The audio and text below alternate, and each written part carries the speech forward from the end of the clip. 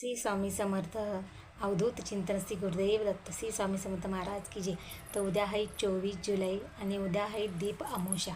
तर आपल्याला सेवा काय करायची आणि आपल्या विधिविध आपल्या दिव्यांची पूजा कशी करायची सांगते. तर आपल्याला सगळ्यात आधी सकाळी उठल्यावर शुचिर्भूत व्हायचं आहे. शुचिर्भूत झाल्यानंतर आपल्याला पूर्ण आपलं घर पुसून घ्यायचं आहे. ते आपल्याला पुसण्याच्या पाण्यामध्ये थोडं गोमित्र, हळद, मीठ, लिंबू हे सगळं मी टाकून आपली फरची साफ करायची आहे. त्याच्यानंतर तुम्हाला देवांची पूजा करून झाल्यानंतर आपले दिवे संध्याकाळच्या टायमाला स्वच्छ करून ते दिव्यांना एक आसन द्यायचं. त्या आसनावर आपले सगळे दिवे ठेवायचे आहे. दिवे ठेवायच्या आधी आपल्याला एक दिवा प्रज्वलित करायचा आहे आणि विधिविध आपल्या दिव्यांची पूजा करायची आहे. तर दिव्यांची पूजा कशी करायची, तर सगळ्यात आधी आपल्याला पानावर एक पान ठेवायचे. पानावर एक गणपती बाप्पाची मूर्ती असेल तर ठेवा, नसेल तर तुम्ही एक सुपारी ठेवली तरी चालेल. आणि खाली तांदूळ टाका. तांदळावर हळदी कुंकू आणि गणपतीची स्थापना करा.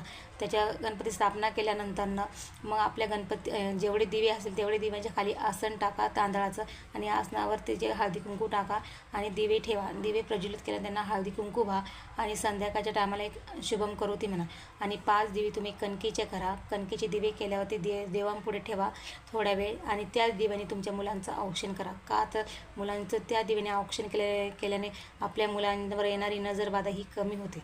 तुम्ही करून पहा अमावस्येचा हा उपाय, बघा नक्की फरक पडेल. श्री स्वामी समर्थ.